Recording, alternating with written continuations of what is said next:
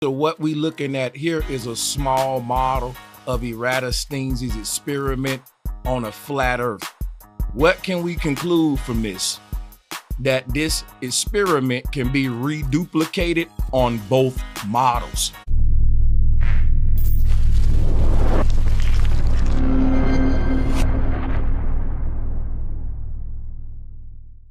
Eratosthenes was a Greek mathematician and librarian in the 3rd century BCE. He supposedly measured the Earth's circumference using simple geometry. He observed that at noon during the summer solstice in Syene, which is modern Aswan, the sun was directly overhead and cast no shadow, while in Alexandria, due north, vertical sticks did cast a shadow. By measuring the angle of the shadow in Alexandria and knowing the distance between the two cities, roughly 5,000 stadia, he used basic trigonometry to calculate the Earth's circumference. His conclusion was that the Earth was spherical and about 40,000 kilometers in circumference. It's a very simple experiment. If the sun is directly overhead on one of the sticks, then it will cast no shadow, while the other stick will cast a shadow. Now, this is supposedly prove the curvature of the Earth, and according to Eratosthenes, this cannot be reduplicated on a flat Earth model. According to modern globe Earth physicists, the only way that Eratosthenes' experiment can be reduplicated on a flat Earth model and get the same results is if the sun is small and close and not far away on a flat Earth model, which is exactly what flat earthers teach. So today we will be seeing, number one, if you can reduplicate this on a flat Earth. And because in the flat Earth model, it requires the sun to be close and local, I will be proving that the sun is indeed close and local in our reality. So I will be attempting to reduplicate this on the flat Earth model, and I will be proving that the sun is close and local. I'll also be debunking Eratosthenes' conclusion that the Earth is a sphere based on his experiment, and you'll see why. So according to modern globe Earth physicists, on a flat Earth model for this to work, the sun would have to be local, close, and the sunlight would have to spread like a spotlight. Meaning that if the sun was close and local, like flat earthers say, then we would see the sun rays triangulate, and the sun rays wouldn't reach all places evenly. If flat earthers were telling the truth about the nature of the sun, you would see some spots brighter than others. But on a globe model, with the sun being so far away, 93 million miles, one complete half of the entire globe would be illuminated uniformly, and all of the sun rays would be parallel rays, versus a flat Earth model. If the sun is close and local, we would see crepuscular rays and we would see hot spots. We wouldn't see uniformity. We would see certain places lit up brighter than others, because when you have a close local sun, the place that it's directly above will be the brightest, versus a sun 93 million miles away. All of the sun rays would illuminate one side of the globe evenly. So that will be one thing we'll be observing today, whether our sun behaves in a way that's applicable to the flat Earth model or in a way that's applicable to the globe Earth model. One of the reasons why a lot of globe earthers think this can't work on a flat Earth model is because they are placing the sun where they want to place it at in our model. They're placing the sun 93 million miles away above a flat Earth, but the sun on a flat Earth model is a local, close light source, which is what I just went over. But if the sun was 93 million miles away above a flat Earth and it was shining down from a distant angle, both sticks would cast parallel shadows no matter how far apart they are. But according to globalists, because Eratosthenes only saw one shadow in one city, that isn't consistent with a flat plane and a distant sun. However, is it consistent with a flat plane and a local close sun? Because this is the claim that flat earthers is making. So what we looking at here is a small model of Eratosthenes' experiment on a flat Earth.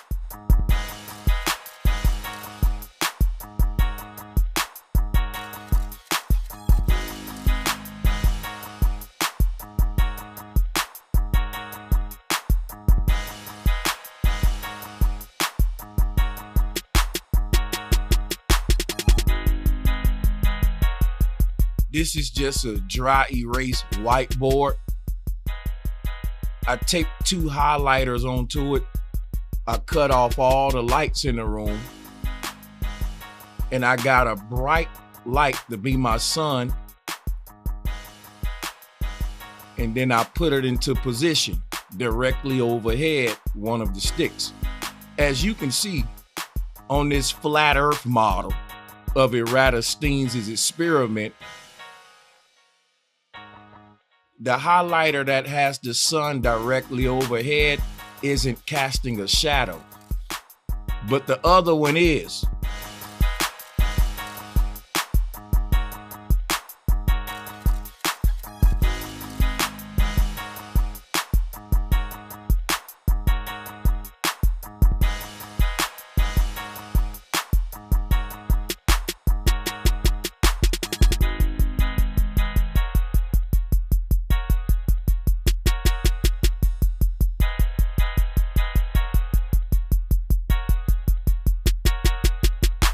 We can even see when I shift the sun to the other highlighter that the shadow now shifts to the opposing highlighter. This is me reduplicating Eratosthenes' experiment on a flat Earth model.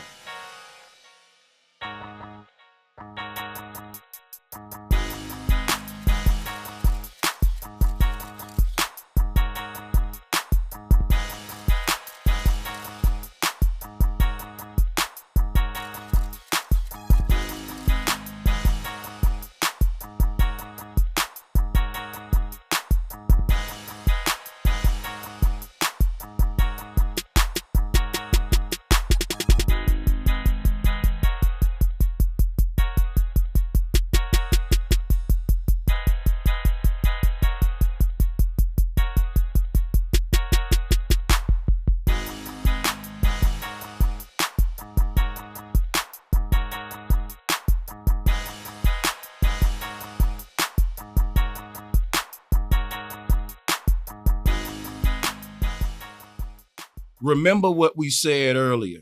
The only way this can work on a flat Earth model is if the sun is local and close, which you see I have it in this video. I'm making it work on a flat Earth model.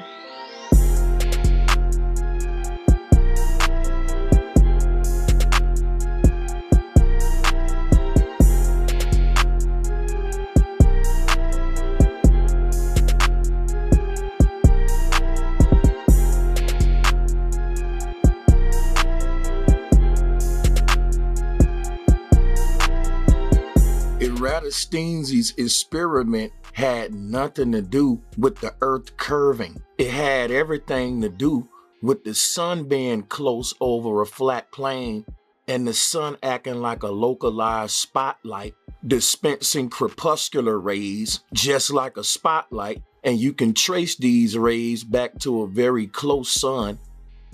And what's causing the shadow to be on one stick and not the other stick is all based on the way that the sun rays expand in the form of crepuscular rays.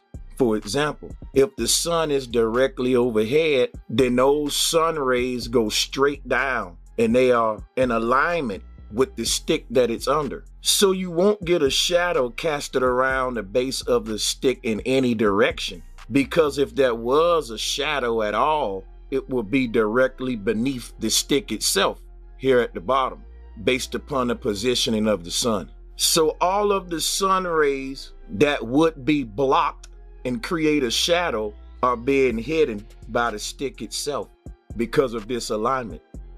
And people, that's all a shadow is. It's the absence of sun rays, which leads to why we have a shadow on the second stick and not on the first one.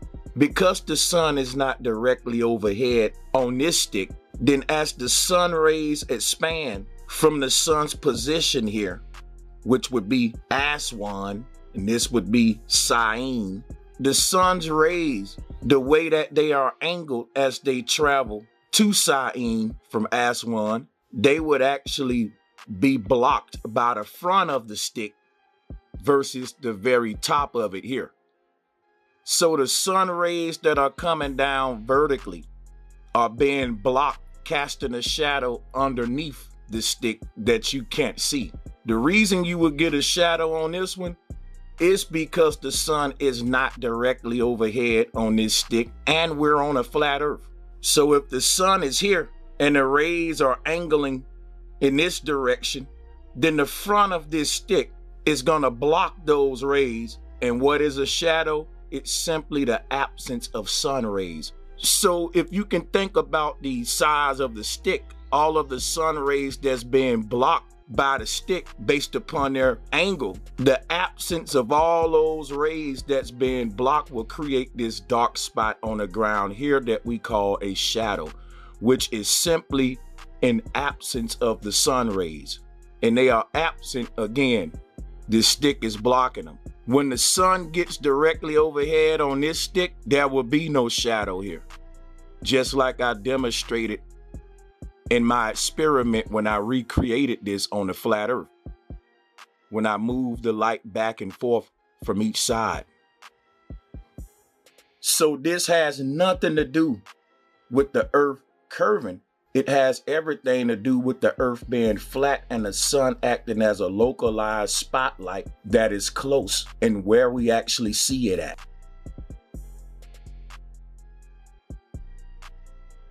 Now, there's one thing I need to do next. Prove that the sun is indeed local and close. But before I do that, I know what many globe earthers are gonna say. They're gonna say, Sanchez, you ain't doing the experiment right. That's too small, it ain't up to scale. They're gonna probably make up all kind of excuses that sound something along those lines.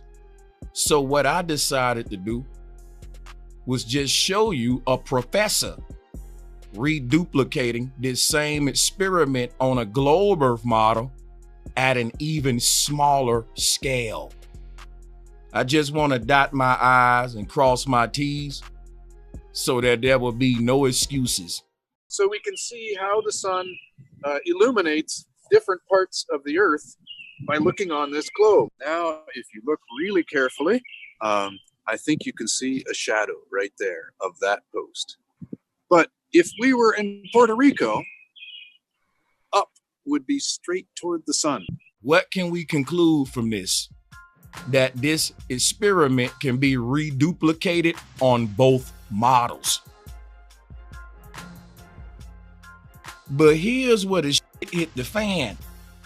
If I'm able to prove on a flat earth model that the sun is local and close, well, that just debunks the globe earth model altogether. It debunks the idea of a sun 93 million miles away. Did Eratosthenes prove a spherical earth or did he prove a flat earth? Because I'm able to reduplicate this same experiment, and this proves that what Eratosthenes observed, just like what I'm observing, is how those shadows would behave on a flat earth with a close local sun. We're at a stalemate here. So how are we going to break this tie? Well, this is gonna boil down to me proving a close local sun versus a sun 93 million miles away. Because remember, the only way I can reduplicate this on a flat earth model is a close local sun. This experiment proves it can work on both models. And to take this experiment even further, to strengthen the case of the flat earth argument, let's go ahead and prove that the sun is close and local. So how can we prove that the sun is close and is not 93 million miles away? Number one, my favorite proof to show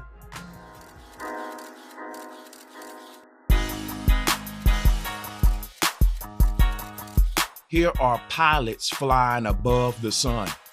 They are looking down at the sun, people. You can't look down at a sun that's 93 million miles away.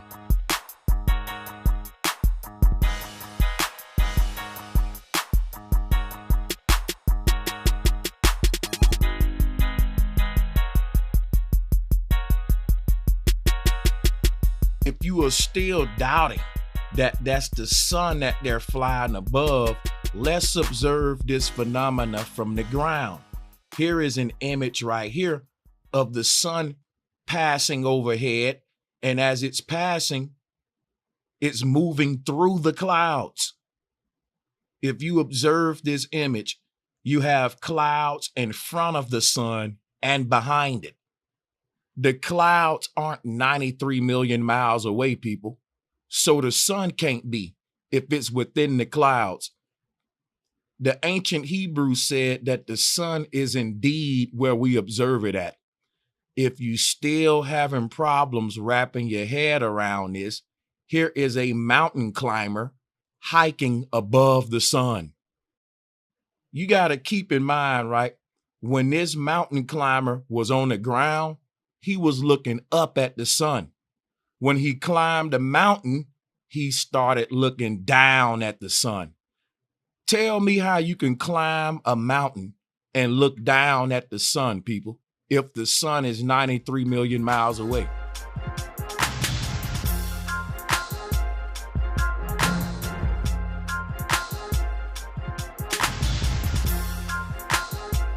Here's another observation that let us know that the sun is close and the earth is flat. If you hold a piece of glossy photo paper level with the light, you can reduplicate what we observe when we seeing the sunset on the beach. And you can reduplicate it to a T. And that's what science is all about. Being able to recreate what we see in our reality. If the earth was a sphere, all we would have to do, we would bend that piece of paper, and then we would see what happened when the light reflects off of the surface. And you will see, you will not get this same effect that we're getting when we're at the beach. I'm reduplicating our reality. Remember earlier what I said in the video? If the sun is close, like flat earthers say, we would see the sun rays triangulate like a spotlight, remember? And even ChatGPT knows that. Check this out. Now the question is, do we see the sun rays triangulate? Do we observe the sun rays being crepuscular or parallel?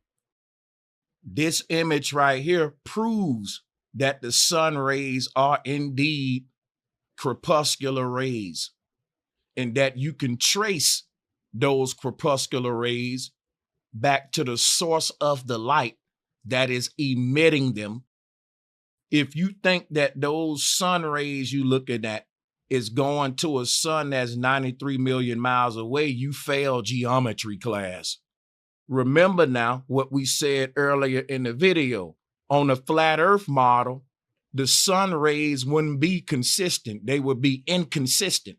Because when you have crepuscular rays versus parallel rays that are hitting uniform and illuminating an entire side of a globe, you would never see triangulation in a globe model. You would never observe crepuscular rays. You would only observe the sun rays parallel. Remember what we said earlier. If the sun was close and local, it will leave a huge bright spot under the area that it's at any given time. In other words, you will get these bright hot spots that only exist in one part of the entire earth. And wherever that sun is at its brightest point, that brightest hot spot on the ground, in that particular area, it's 12 o'clock. The sun is directly overhead.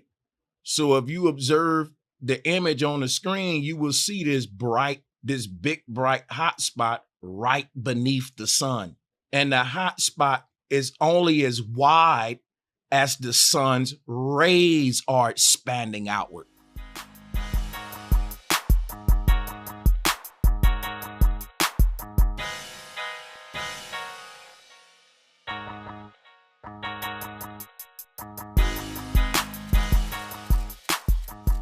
just like a spotlight. Talking about basic geometry, it don't get more basic than this. Just so you can get another perspective of local light sources, here are street lights. Remember, you can trace those light rays back to the source that's emitting them. And just like this street light, you will see the light rays triangulate if the source of light is local and close. Versus on a globe model, a sun 93 million miles away, you will only see parallel rays coming in from all directions.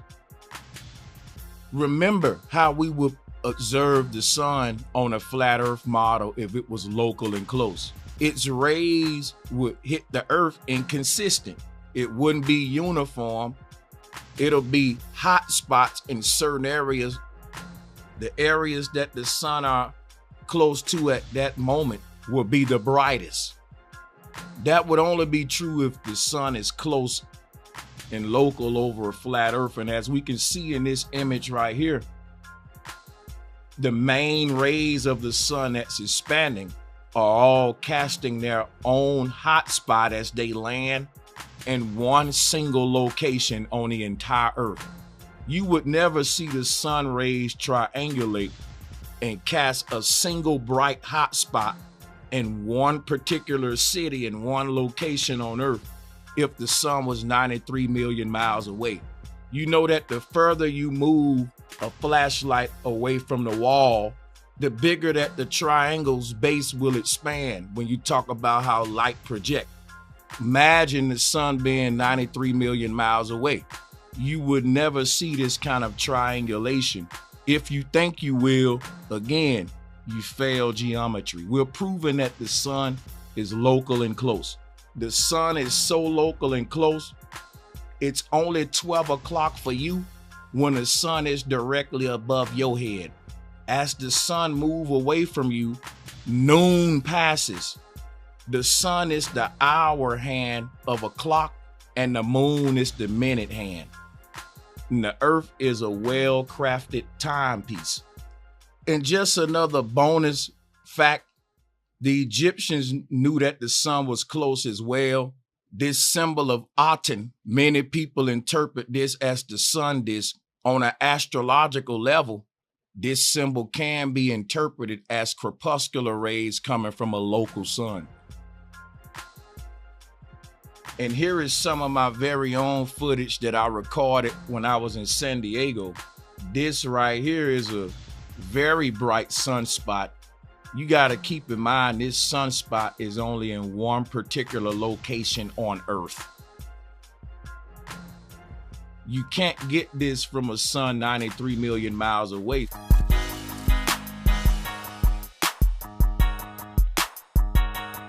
So the sun is where we observe it at, right within the clouds.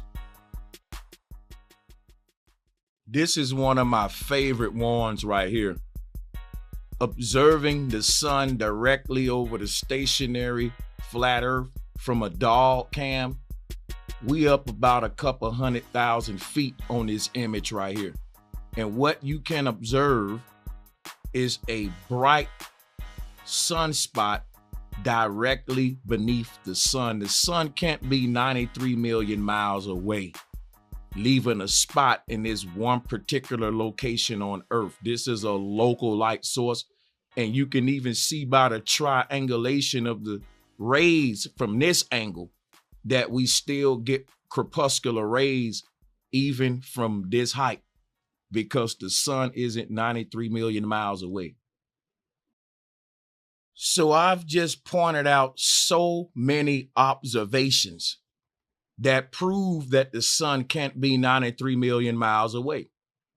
I've reduplicated Eratosthenes' experiment on a flat earth model, and I've also proven with simple geometry, observing the sun rays and observing the positioning of the sun, that the sun is local and close. So at this point, I'll rest my case and let you guys get in the comment section and let me know, did Eratosthenes prove a spherical earth? Did I debunk Eratosthenes' experiment? Does all of these facts prove the flat earth model? Get in the comments section and let me know what you think. Peace and much love.